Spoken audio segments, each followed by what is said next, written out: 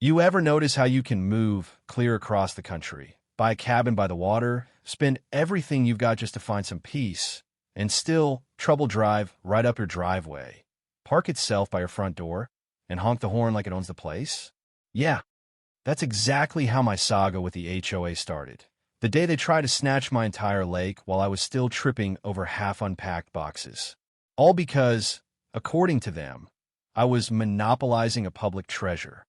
But the only thing that got seized that morning was every last drop of patience I had left for petty power games. It was a Saturday, the sort that tricks you into thinking the world is gentle. Sun's out, birds singing, the lake flat and bright as polished glass. I was on the dock with my coffee, letting the quiet seep into my bones. That's why I bought the place, peace, the kind you can actually hear. And then I heard it.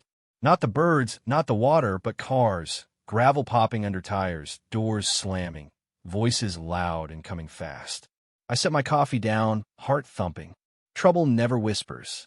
It always arrives with a parade. Up the path, through the trees I planted myself, I saw two police cars parked right on my line. And right beside them, standing like she'd just been crowned, was Karen, the HOA president for the houses across the far side of my lake. My lake. She liked to call it our community lake. I called it private property. We'd had words before, me polite, her sharp as barbed wire. That's it, officers, she barked, pointing at my cabin. He's been throwing wild parties, and that dock, it's not authorized. He lets anyone use it. Loud parties. I live alone. My wildest nights involve a library book and a glass of Merlot. As for the dock, I had permits stacked thicker than an old Sears catalog. The two cops walked over. One looked young and tired, the other like he'd been born with that mustache. We've had a complaint about noise and unauthorized construction, Mustache said, dead serious. I glanced at Karen. She wore a smirk you could scrape paint with. I did my best to keep it together. There's some mistake. It's always quiet here, and the dock's fully permitted. I can show you the paperwork. Mustache nodded, but Karen just pounced. The lake rules clearly state. I held up a hand. Karen, your HOA rules don't apply here. Her eyes narrowed. Of course they do. This is the Lake View Estates community. I explained, slow and careful. No, Karen. This property, cabin, dock, all the water you see, isn't part of your HOA. I own it. All of it. The cops blinked. Karen scoffed. Nobody owns a whole lake. Actually, I do, I said, remembering the deeds weren't in my wallet. The county registry, surveys, everything's in my name. The lake bed, the shoreline, my property. You folks have access only where the easements exist, and your rules stop at your boundary. Karen turned purple. We have community access. Where the deeds allow, sure. But the rest, that's mine. The patrol boat you see? That's mine too. The officers looked at each other. This wasn't what they'd signed up for. The whole thing teetered between headache and disaster, and I could feel the weight of it settling right between my shoulders. Now, buying a lake isn't like picking out a loaf of bread. It took years of saving, of searching, and a mountain of paperwork. I'd burned out in the city. Long hours, stress, no quiet. My best friend, Dave, he was the only one who understood. He found a listing for this place. Might be too much, but you said you wanted away from it all. He was right. The lake, Clearview Lake, had been in one family forever. If it's non-navigable and within a single parcel, it's possible to own a whole lake. I nearly bankrupted myself to do it, but when I signed those papers, I felt like I'd finally caught my breath. The cabin came after, built slow and careful with local hands. Dave came to help. We'd work, then sit out by the water, nothing but frogs and crickets for company. You actually did it, he'd say, shaking his head. Bought yourself a slice of heaven. For a while, he was right. The HOA had their development on the east side, a handful of houses and a beat-up dock. My lines were clear on every survey. They had a patch for swimming and non-motorized boats, and that was fine. I want to be left alone. But when Karen became president, things changed. First came the letters, complaints about landscaping, the color of my canoe, the harmony of the shoreline. I answered polite, sent maps, highlighted lines, figured she'd get bored or move on. That was my mistake. Karen wasn't just bossy. She was a bully in search of a kingdom, and she saw my pond as her new empire. Dave warned me, people like that, they don't back down when they're wrong. Sometimes being wrong makes him angrier. He was right. Karen saw a quiet guy in a cabin, an easy target. She escalated, from letters to calling the police. That morning, standing between two officers and a smirking HOA president, it was clear she was ready for war. I told the officers the facts, offered to get my papers. That's when Gus wandered up, the closest thing I had to a neighbor living down the old road in a cottage held together with hope and duct tape. "Everything all right, Mark?" he called, overalls, straw hat, hoe in hand. Karen bristled. "Official business. Doesn't concern you." Gus grinned. "Everything by the lake concerns me, ma'am, especially when it involves Mark." He winked, and for the first time all day, I felt like I wasn't alone. Inside, I grabbed my old metal strongbox, hauled out the paperwork. Coming back, I found Gus explaining to one officer about the legendary phantom catfish. The officer looked like he wanted to sink through the earth. I rolled out the survey map on my truck. "This," I said, "is the official survey, filed with the county. The parcel, the lake, every boundary. All mine." Mustache looked it over, the other officer too. Karen protested. "Those could be fake." Mustache silenced her. "Ma'am, these look official." He turned to me. "So you're saying the whole lake, it's yours?" "Yes, sir.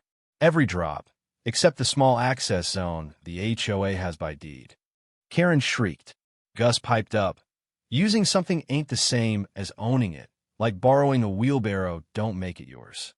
The officers handed back my papers. "Looks like a civil matter, ma'am. Nothing criminal." Karen's face was a storm, but I could tell she'd lost the first battle. Only the first. The police left. Karen spat threats about lawyers and community action. I felt the quiet settle, not peaceful, but the eye of a storm. Gus patted me on the back, pressed a lumpy gourd into my hands as a victory gift. My stomach was a knot. This was the drama I'd run from. I called Dave. "She called the cops on you?" He laughed, then sobered. "She's not going to stop, Mark." He was right.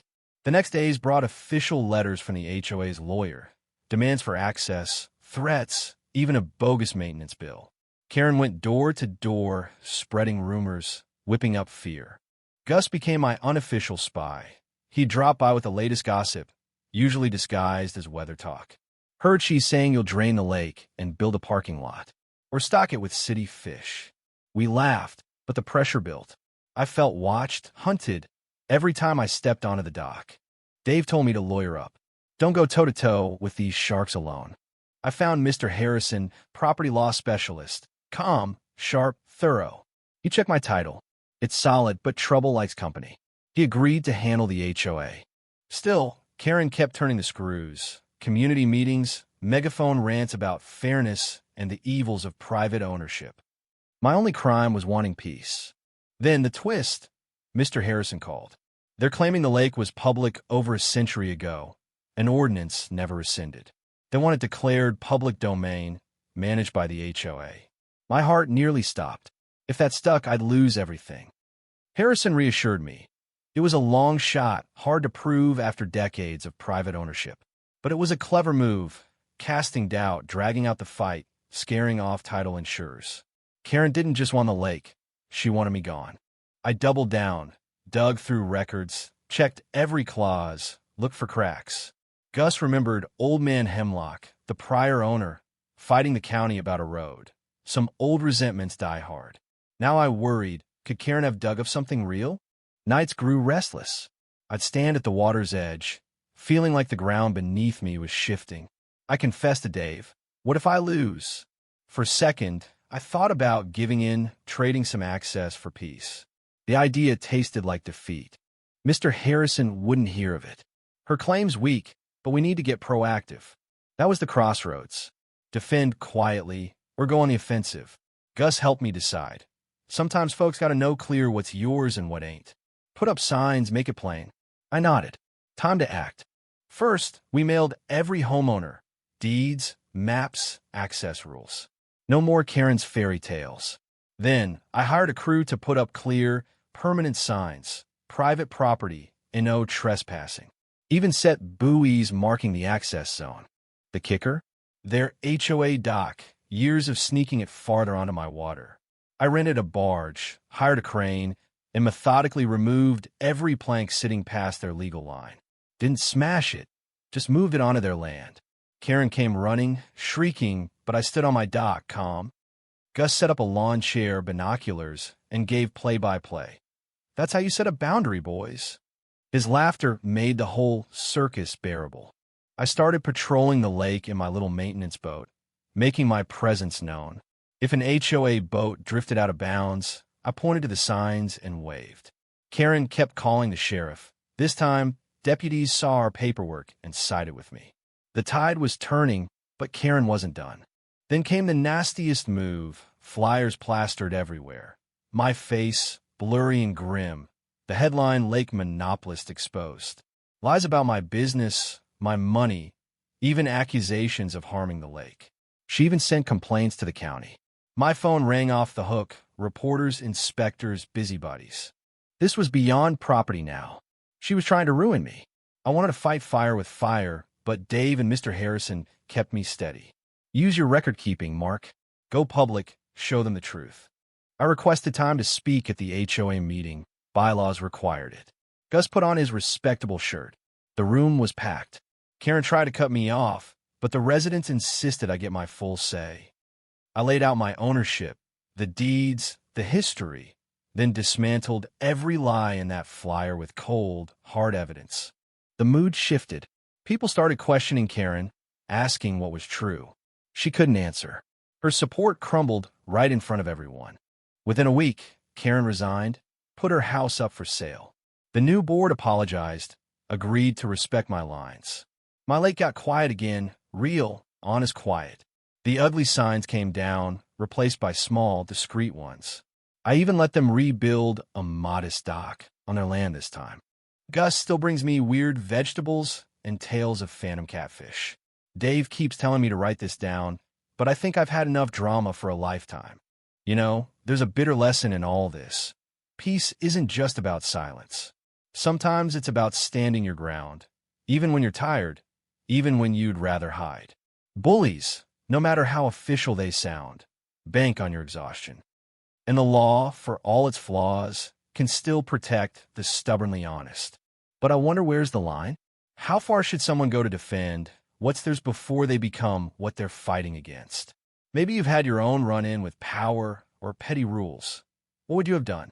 Where's justice end and revenge begin? Drop your story in the comments. Ever stood your ground against a bully, an HOA, or someone who tried to take what was yours? Do you think I went too far or not far enough? Let's hear it. Maybe someone else out there needs to know they're not alone.